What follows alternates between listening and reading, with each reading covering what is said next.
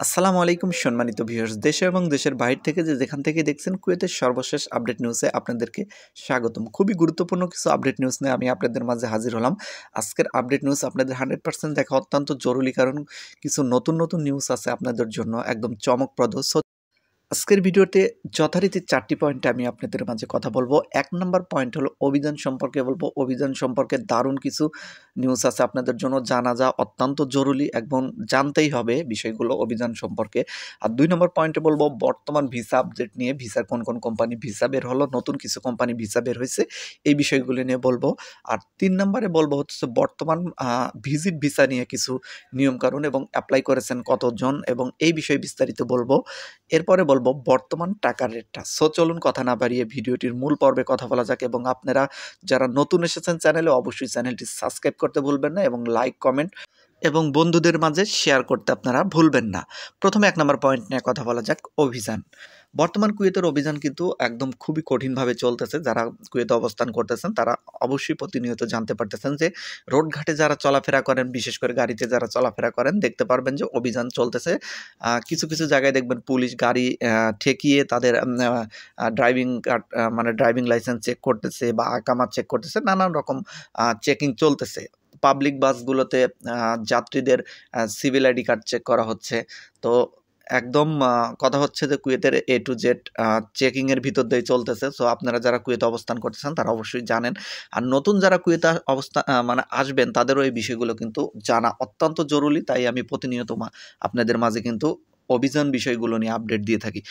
স্বরাষ্ট্র মন্ত্রণালয় থেকে গত সপ্তাহে একটি রিপোর্ট দেওয়া হয়েছে। সেটা হচ্ছে গত সপ্তাহে কুয়েত থেকে 681 জন প্রবাসীকে আটক করা হয়েছে। তারা নানানভাবে আইন শৃঙ্খলা ভঙ্গ করেছেন এবং অনেকের আকামা নেই, অনেকেই ফ্রি ভিসাতে এসেছেন, অনেকে বাইরে কাজ করতে ধরা পড়ছেন। এই যে 681 জন গত সপ্তাহে যে ধরা পড়েছেন, বিভিন্ন দেশের প্রবাসী এর ভিতরে আছেন। তো যাই হোক, এগুলো খুবই কিন্তু দুঃখজনক নিউজ। তো আপনারা যারা কুয়েতে অবস্থান করতেছেন অবশ্যই সাবধানতা অবলম্বন করবেন, যেন আপনি কোনোভাবেই আইনশৃঙ্খলা বাহিনীর চোখে অপরাধী না হয়ে যান বা তাদের হাতে যেন ধরা না পড়েন। এগুলো আসলে যারা ধরা পড়েছেন তাদের প্রায় সবাইকে ডিপোজিট করা হবে কুয়েত থেকে। তো আরও একটি তথ্য স্বরাষ্ট্র মন্ত্রণালয় থেকে জানানো হয়েছে, গত জানুয়ারি মাসের শেষের দিকে যারা পুলিশি অভিযানে ধরা পড়েছিল তাদেরকে দেশে পাঠিয়ে দেওয়া হয়েছে, ডিপোজিট করা হয়েছে।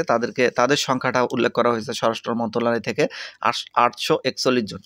গত এই সপ্তাহে কুয়েত থেকে ডিপোজিট করা হয়েছে 841 জন। এগুলো কিন্তু গত সপ্তাহে ধরা পড়েনি, ধরা পড়েছেন জানুয়ারি মাসে শেষের দিকে। আর এর ভিতরে 510 জন হলো মেয়ে এবং 510 জন হলো পুরুষ এবং 331 জন হলো মেয়ে।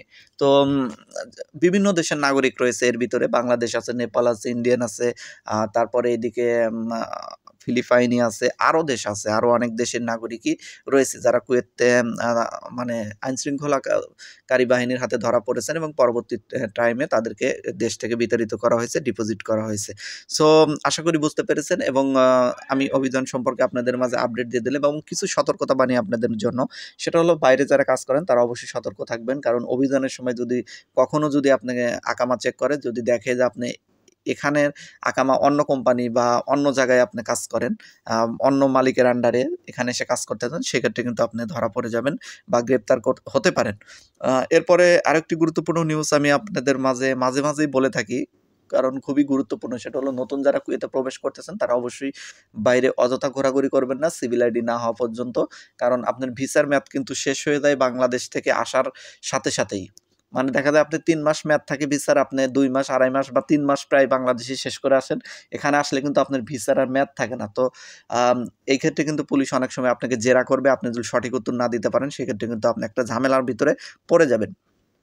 এই জন্য অযথা বাইরে যাওয়ার দরকার নাই। আপনার ক্যাম্পে রাখলে আপনার ক্যাম্পেই থাকুন এবং সিভিল আইডি হলে আপনারা যেকোনো জায়গায় যেতে পারবেন, কোনো সমস্যা নেই। এবং যদি বিশেষ কোনো দরকারে বাইরে যেতে হয় অবশ্যই আপনাদের বড় ভাই, ব্রাদার থাকলে তাদের সাথে নিয়ে যাবেন, যেন পুলিশ কখনো চেকিংয়ে মানে করলে তারা যেন সদুত্তর দিতে পারে এবং আপনার যেন কোনো সমস্যা না হয়। আশা করি বুঝতে পেরেছেন। এরপরে যে বিষয়টি বলবো সেটা হলো 2 নম্বর পয়েন্ট, ভিসার আপডেট। অত্যন্ত গুরুত্বপূর্ণ কিছু খুশির নিউজ আছে। ভিসার আপডেট 2টি কোম্পানির অলরেডি শন পেপার এবং ভিসা ভিসা বের হয়ে গেছে। আমি আপনাদের মাঝে যথারীতি শন পেপার এবং ভিসা আপডেট নিউজে এই বিষয়গুলো প্রমাণ সহকারে একদম স্ক্রিন ভিডিও নিয়ে হাজির হব আপনাদের মাঝে। আপাতত বলে দিচ্ছি, ফিউচার সার্ভিস কোম্পানি থেকে কিছু শন পেপার বের হয়েছে গত কিছুদিন হলো। আমি দেখতে পাচ্ছি, আমাকে অনেকেই পাঠিয়েছেন আমার কাছে চেকিং করার জন্য, এবং আরও কিছু কোম্পানি থেকে ডাইরেক্ট ভিসা দেওয়া হয়েছে, যেগুলো আসলে আমি পরবর্তী যে ভিডিও দেবো সেখানে কিন্তু আমি আপনাদেরকে ভিসার সহ একদম প্রমাণ সহকারে কথা বলবো, কারণ সেগুলো আসলে মানে স্ক্রিন ভিডিওর মাধ্যমে আপনাদের মাঝে কথা বললে আপনাদের দেখতেও সুবিধা হয়, আর এই বিষয়গুলো সত্যতাও প্রমাণ হয়। অসংখ্য ভাই ও বোনের প্রশ্ন যে তানজিবকো কোম্পানি, আল ফয়সাল বা পিসাইড যে কোম্পানিগুলো আছে, আরও যে কোম্পানিগুলো আছে, এই মাসে শন পেপার হবে কিনা। আমি কিন্তু এই বিষয়গুলো নিয়ে প্রতিনিয়ত আপনাদের মাঝে আপডেট দিয়ে যাচ্ছি। তারপরও অসংখ্য ভাই ও বোনের এই প্রশ্নগুলা কমেন্ট সেকশনে আমি দেখি ঘোরাফেরা করতেছেন। তো তাদের উদ্দেশ্যে বলতেছি, এই মাসে কিন্তু শন পেপার হওয়ার সম্ভাবনা আছে, কিন্তু এই মাসে 20 তারিখের আগে না, 20 তারিখের পরে, 20 থেকে 25 তারিখের ভিতরে শন পেপার হওয়ার সম্ভাবনা সবচেয়ে বেশি আছে। কোম্পানিগুলো আপ্রাণ চেষ্টা করতেছে শন পেপারের জন্য। এখন লামানা পারমিট পেলেই তাদের শন পেপারগুলো হয়ে যাবে। আপনারা আশা রাখতে পারেন যে এই মাসে শন পেপার হতে পারে। আসলে সবগুলো কোম্পানির হবে না, অনেক ক্লিনার কোম্পানি আছে, তার ভিতর 2-3টা কোম্পানির হয়ে যেতে পারে। তবে সময়ই বলে দেবে আসলে কি অবস্থানে আছেন। এবং অনেকেই আমার কাছে প্রশ্ন করেন যে বর্তমান অবস্থায় কুয়েতে ক্লিনার ভিসাতে যাওয়া সঠিক হবে কিনা। এই বিষয়ে প্রশ্ন করলে আমার বিস্তারিত ভিডিও দেওয়া আছে, দেখুন যে বর্তমান অবস্থায় কুয়েতে আসা উচিত হবে কিনা এই বিষয়ে। এই ভিডিওগুলো দেখে নেন, দেখবেন একদম ক্লিয়ার কাট আপনি ধারণা পেয়ে যাবেন। কারণ এখানে এই কথা বলতে গেলে একদম বিস্তারিত বলতে হবে, ভিডিওটা অনেক বড় হয়ে যাবে। তো এরপরে আরও অনেক ভাই ও বোনেরা প্রশ্ন করেছেন যে ভাই, বর্তমান অবস্থায় আহালি ভিসা কোথায় গেলে পাবো, বা আহালি ভিসাতে যেতে হলে কত টাকা লাগবে, অনেক নানান রকম প্রশ্ন। আসলে ভাই, আহলি ভিসাতে আপনি আসতে গেলে যে টাকা খরচ হবে এবং আকুত ভিসাতে আসতে গেলে যে টাকা খরচ হয় প্রায় সেম। খুব একটা কম বেশি হয় না, 50,000 1 লাখ টাকা কম বেশি হয়। তবে আপনি যদি ভালো জায়গা থেকে ভিসা সংরক্ষণ করতে পারেন, 7 থেকে 8 লাখের ভিতরে আহলি ভিসা, ভালো ভিসা আপনারা পেয়ে যাবেন। অনেকেই আবার 8-9 লাখ 10 লাখ পর্যন্ত, বা 10, 12, 13 পর্যন্ত অনেকেই দিয়ে থাকেন। কিছুদিন আগে এক ভাই আমার কাছে ভিসা পাঠিয়েছিলেন, উনি বলেছেন যে ওনার থেকে 13 লাখ নেওয়া হয়েছে। কিন্তু বেতন ভালো, ওনার 200 কেডি স্যালারি মাসিক, এবং ওভার টাইম হলে উনি 300 কেডি পেয়ে যাবেন। তো যাই হোক, বেশি, তারপরও বেশি নিয়েছেন। আসলে কুয়েতের ভিসার দাম সর্বোচ্চ 7 থেকে 8 লাখ, এটাই সর্বোচ্চ। কিন্তু অনেকেই ভিসা দিয়ে মাঝখান থেকে টাকা খেয়ে নেয়, এটা খুবই দুঃখজনক। বাংলাদেশি আসলে যারা ভিসার সাথে জড়িত, যারা কাজ করেন, তারা টাকা ছাড়া আসলে কিছুই বোঝেন না। যার থেকে যেমন নিতে পারেন সেরকমই আসলে নিয়ে থাকেন। তো যাই হোক, ভিসা বিষয়ে আমি আপনাদের মাঝে বিস্তারিত কথা বলে দিলাম। তো এরপরে আরও একটি গুরুত্বপূর্ণ নিউজ আছে, সেটা হচ্ছে যে ভিজিট ভিসা। ভিজিট ভিসাতে যারা কুয়েতে বর্তমানে আসতে চাচ্ছেন তাদের উদ্দেশ্যে বলতেছে। আমি এর আগেও আপনাদেরকে ভিজিট ভিসা নিয়ে আপডেট দিয়েছিলাম। তো দেখা যাচ্ছে ভিজিট ভিসা পাস হওয়ার পরে গত কিছুদিনে 8,300 জন ভিজিট ভিসাতে অ্যাপ্লাই করেছেন। এবং ভিজিট ভিসাতে অ্যাপ্লাই করতে হলে প্রথমত আপনার লাগবে হচ্ছে আপনার জন্ম সনদ। আপনার যদি ওয়াইফকে নিয়ে আসতে চান তাহলে লাগবে হচ্ছে আপনার কাবিননামা বা বিবাহ সার্টিফিকেট যেটাকে বলে। তারপরে লাগবে পারিবারিক সনদ, এবং এগুলো বাংলাদেশ গভর্নমেন্টের যে আন্ডারে যে যারা আছেন আর কি, পিএইচডিধারী আর কি, তাদের থেকে সত্যায়িত করে নিতে হবে। তো আশা করি বুঝতে পেরেছেন। যদি আপনি সত্যায়িত ছাড়া এগুলো দিয়ে অ্যাপ্লাই করেন, সেক্ষেত্রে কিন্তু আসলে আপনার ভিজিট ভিসাটি বাতিল করা হবে, এখানে পাস দেওয়া হবে না। অবশ্যই সত্যায়িত করে নেবেন। এবং এরপরে আপনাকে নিশ্চিত করতে হবে হচ্ছে বিমানের টিকিট।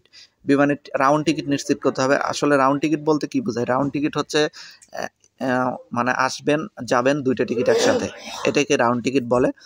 তো আসলে আরেকটি বিষয়, সেটা হতেছে কুয়েত মানে ভিজিট ভিসাতে আসলে কতদিন মেয়াদ দেওয়া হয়েছে কুয়েতে থাকতে পারবেন, এই বিষয়টি খুবই গুরুত্বপূর্ণ। অনেকেই জানতে চেয়েছেন, প্রশ্ন করেছেন। 1 মাস থাকতে পারবেন ভাই। খুবই মানে এটা আমার কাছে খুবই হাস্যকর মনে হয়েছে। হাস্যকর, এবং মনে হয়েছে এটা আসলে বেমানান। সর্বনিম্ন আসলে 3 মাস দিলে এই জিনিসটা ভালো হতো আমার কাছে মনে হয়। কারণ 1 মাসের জন্য কুয়েতে একজন এত পরিশ্রম করে, এত এপ্লাই করে, এত ঝামেলা পোহায়ে 1 মাসের জন্য একজন টুরিস্ট হিসেবে আপনি আসলেন। 1 মাস থেকে আবার চলে যেতে হবে, ফ্যামিলি নিয়ে আসলেন। আপাতত 3 মাস যদি এখানে থাকতে পারতো তাহলে একটা মোটামুটি ভালো লাগতো আরকি। এটার নিয়েও অনেকে এপ্লাই করতেছেন 3 মাসের জন্য। কুয়েত গভর্নমেন্টের কাছে অনুরোধ করতেছেন। দেখা যাক এখানে আইন পরিবর্তন হয় কিনা, বা তারা মেয়াদ বৃদ্ধি করে কিনা। এটা সময়ই বলে দেব। মানে সময়ই বলে দেবে। এই বিষয় নিয়েও আমি আপডেট আপনাদের মাঝে দিয়ে যাব, যদি আপডেট কোনো তথ্য আসে। আশা করি বুঝতে পেরেছেন।